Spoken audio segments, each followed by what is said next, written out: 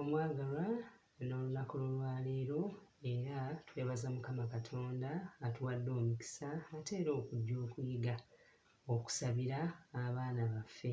Mukama waffe yeebazibwe, kulamusizzaako nnyabo oba ssebo. Tuli ku lunaku lwaffe olwokuna nga tugenda mu maaso n'ennaku zaffe 31 ez'okusabira abaana baffe.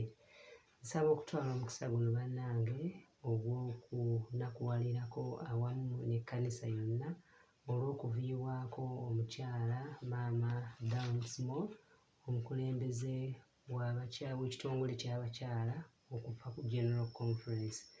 Mukama nsaba atugumye ate tugende mu maaso n'okusabira famire y'omukyala oyo kubanga ffenna tukimanyi nti embeera ey'okufiirwa mbeera nzibu nnyo. Mukama Katonda atugumirize wamu. Katuwombeeke ate tuyingire mu kyokuyiga eky'olwaleero. Katusabe. Katonda omulungi ajjudde ekisa n'okusaasira, tujja mu maaso go nga tukwebaza kubanga otuwadde okuba abalamu. Tusaba ebyo gye tuli mu kiseera kino Mukama wa Yesu Kristo Mukama waffe. Amiina. Abaagalwa, olunaku olw'eggulo twayiga okubeera nga tusabira abaana baffe okkulira mu kwagala kwa Yesu Kristo. Era ffenna ne tukkaanya nga ddala bwe tusaba Katonda addamu essaala zaffe. Olunaku olw'olwaleero ate katugende ku kyokuyiga ekyogera ku honesty and integrity. Abazadde buvunaanyizibwa bwaffe okusabira abaana baffe, okubeera ab'amazima ate era abeesimbu. Omuzadde ayinza okugamba nti twogera ennaku 3 eziyise tubadde nga oba aboogera ku kusabira abaana nga bakyali bato.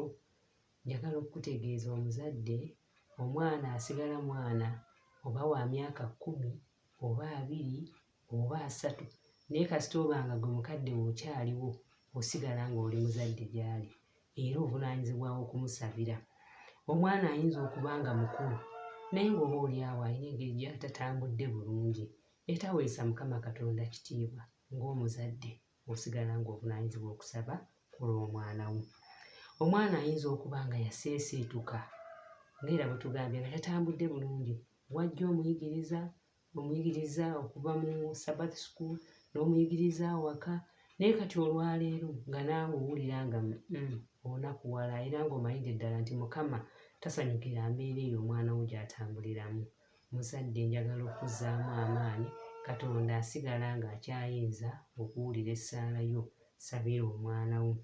Oyinza okuba nga wakkiriza enjiri ey'Abadventist n'okkiriza ng'oli muntu mukulu, naye ate abaana be wazaala oboolyawo nabo nga bantu bakulu buli omu alina mu maka ge, era abaana baabo osigala ng'osobola okukoowoola Mukama nabo n'ababikkulira amazima ga Katonda.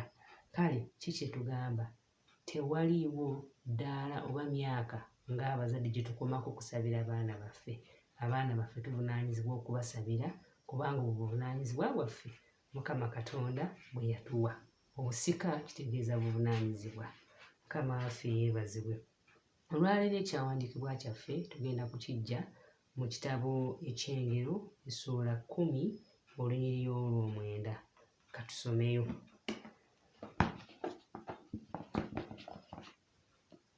Bayibuli egamba etya? Ngero essuula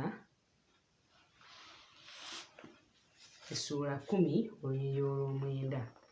Omuntu atambulira mu bugolokofu aba n'emirembe, naye omukumpanya alimanyibwa.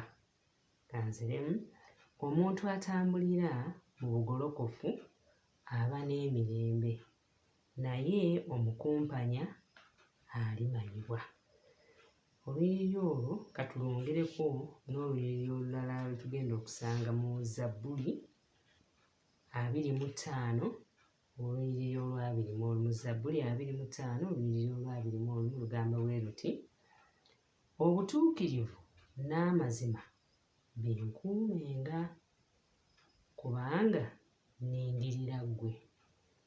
obutuukirivu n'amazima binkuumenga, kubanga nnindirira ggwe. Mukama waffe yeebazibwe. Abaagalwa, ffenna tuli mu nsi era tulaba ebigenda mu maaso, naye ffenna tumanidde ddala nga tewaliiwo muntu kyayinza kukola ne kigenda mu maaso bulungi naye nga takiyimirizzaawo ku mazima, obwesigwa n'obwesimbu. Olwaleero tulaba nga ne bw'oba ng'otunuulidde ekifaananyi mu nsi yonna, embeera ezitwetoolodde, ku mirimu gyaffe, mu bukulembeze obw'ensi buyite politics, ku byalo gye tuwangaalira ne mu kkanisa mwennyini. Olwaleero tulaba ng'embeera ez'obulimba, ez'obukuusa zifumbekedde. Naye lwaki zifumbekedde tekijja kutwewuunyisa, kubanga okuva Sitaani lwe yasalawo okubeera nga yeeyingizaamu ekibi n'ayeesigamu obulimba, obulimba obwo azze abutambuza okuyita mu mirembe. Yatandikira eyo mu ggulu yennyini ng'agenda alimba bamalayika ng'ayogera obubi ku Mukama Katonda waffe. Era obulimba obwo n'ajja nabwo era bwe yakozesa okusuula bakadde baffe bwe tusoma mu Lubereberye essuula ey'okusatu ng'ababuzaabuza. Ddala Mukama yabagamba temulyanga ku muti guno, n'ababuzaabuza n'abalimba, era ne tukakkana nga ensi eno eyingiddemu ekibi kulimba.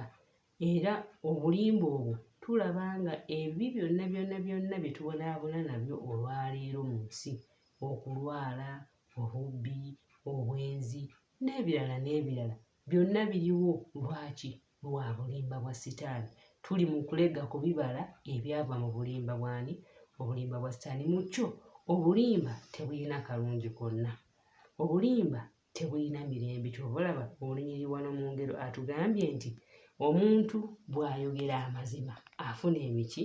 Afuna emirembe. Omuntu omu yanyumya emboozi n'agamba nti obulimba buyinza okudduka nnyo nnyo nnyo nnyo nnyo nnyo ne busooka singa muba ku lugendo nga bulimba n'amazima bitambula, nti obulimba budduka nnyo nnyo nnyo nnyo ne busookayo gye balaga, nti naye ye mazima n'addukira ku ppeesi ye, n'addukira ku ppeesi ye, nti naye bulimba agenda okutuukayo eri ng'alowooza nti abadde adduse nnyo nnyo nnyo, ajja kusanga nga mazima yatudde dda. Emboozi eyo tugiyigamu ki? Nti osobola okulimba n'obikka ku mbeera ey'amangu, n'obaako kko ky'osolvinga, n'obaako ekizibu ky'olinga ky'otereezezza ng'okozesa okulimba. Nti naye obulimba obwo tebugenda kubeerera bbanga lyonna, era ekiseera kijja kutuuka amazima gakole ki? Amazima geebikkule, kubanga Katonda waffe wa mazima. Our God is honest. Atambulira ku mazima, atambulira ku butuukirivu, atambulira ku kituufu. Ky'obalaba mu Zabbuli atugambye nti obutuukirivu n'amazima binkuumenga. Dawudi amanyi nti nno amazima n'obutuukirivu okutambula nga Katonda bw'ayagala, it is protection, bukuumi. Kale nno ng'abazadde tukubirizibwa nti olw'okubanga ensi eno Mukama Katonda yagitonda ng'asinziira ku mazima, era ng'amanyi nti amazima n'obutuukirivu bye biyinza okukuuma omwana w'omuntu ng'alina emirembe. Newankubadde ng'ensi ya kibi, mulimu ebizibu, naye bw'otambulira mu mazima oba n'emirembe mu mutima. Fizikali oyinza okubaako n'ebikutawaanya n'obonaabona oluusi olw'amazima oba n'embeera ey'obutuukirivu gy'otambuliramu, naye oba n'emirembe. Emirembe singa ensi bw'egigaba n'ewabula nga Yesu Kristo bw'akola ki? Nga Yesu Kristo bw'agaba. Kale wano mu Luzungu yagambye nti whoever walks in integrity, Proverbs 10 verse 9, whoever walks in integrity walks securely. Ekigambo ekyo eky'Oluzungu securely kitegeeza obeera mugumu, obeera n'obuvumu. Ebiseera ebisinga tufunye emitawaana n'obonaabona kubanga oyogedde amazima, ensi n'ekukyawa oba omuntu n'akukyawa kubanga omubuulidde amazima ku lw'ensonga emu eyinza okuba nga egenda mu maaso. Nti naye ggwe mu mutima gwo obeera mugumu kubanga omanyi nti nno omuntu atambulira mu mazima atambulira mu kkubo nga Katonda bw'ayagala ajja kufuna emirembe ate era n'obuwanguzi ku nkomerero Mukama ajja kubumuwa. Kale ndowooza ng'ensonga eyo nayo nkulu nnyo okubeera nga tusabira abaana baffe abato n'abakulu okubasabira. Ng'omuzadde kiyinza okukola bubi nnyo singa obeera gy'oli n'owulira nti omwana we awandiikiddwako mu mawulire ndi kiki yabbye ensimbi, ndi kiki yalidde enguzi. Oyinza n'okufuna high blood pressure n'ozirika n'ogwenge. Naye ng'oluusi kiba kubeera nti okuva abaana nga bato tetunywezezza mpisa eyo, omwana n'akola oba n'alimba naye kwegamba n'okitwala oba ng'akala anti abo abaana balimba bulijjo. Nedda, Mukama atuyambe okuva nga bakyali bato singa tuzuula embeera ey'obulimba oba ey'obukuusa oba etalaga mazima, Mukama atuyambe nga tusobole okugikwatako mpola mpola nga tubagamba nti bannaye Katonda affe wa mazima, Mukama tasanyukira bulimba. So ate ne bwe baba nga bakuze n'owulira ensonga etali ntuufu ku mwana wo, etali y'amazima, etalaze bwesimbu, era ng'omuzadde ovunaanyizibwa okuyita omwana oyo mu magezi olw'ekisa kya Katonda n'omuzza ebbali n'omubuulirira. Ffe ng'abazadde busigala nga buvunaanyizibwa bwaffe okubeera nga tuyigiriza abaana baffe nga tubalera nga tubajjukiza ku myaka gyonna gye baliko. Omuzadde osigala nga Katonda akuwadde authority, akuwadde obuyinza ku mwana wo, ku kumutendeka, kumuyigiriza ne ku kumuyamba alokolebwe mu nsi eno. Kale Mukama atuyambe nga tulera abaana baffe, nga tutambula n'abaana baffe okubeera nga tusigala nga tubasabira babeere ab'amazima, babeere abeesimbu. Olwo nno olw'ekisa kya Katonda tunaatambulira mu nsi eno nga mulimu ku mazima ne mu bwerufu. Omwagalwa, njagala okunyweza nti si nsonga oba omwana muto oba mukulu, naye kasita abeera nga mwana, ekibi kisobola okwerimbika mu muntu yenna ku ddaala lyonna. Abato ekibi kibeerimbikamu, abavubuka ekibi kibeerimbikamu, n'abo abalina amaka. Oyinza okuba ng'omwana wo yafuna mwana munne ne bagatibwa mu bufumbo obutukuvu era nga tewaliiwo na buzibu bwonna, naye n'owulira nti ate kaakati obwenzi buyingiddewo. Towulira nga weesalira omusango nti oba oli awo olina ky'otaakola. Sitaani ye talina ntondo, asobola okukema omuntu yenna ku ddaala lyonna. Kale kitugwanira okusigala nga tusaba, kubanga ye omulabe ye awulira nga ye yeesoma okulaba ng'asuula buli muntu, abakadde abakema, abavubuka abakema, abakulembeze ku buli ddaala. Omulabe Setaani asobola okukozesa oba asobola omukozesa ekibi. Naye Mukama Katonda atuyambe, leka tunyiikire mu kusaba nga tukkiriza nti Mukama Katonda waffe afaayo era awulira okusaba kwaffe.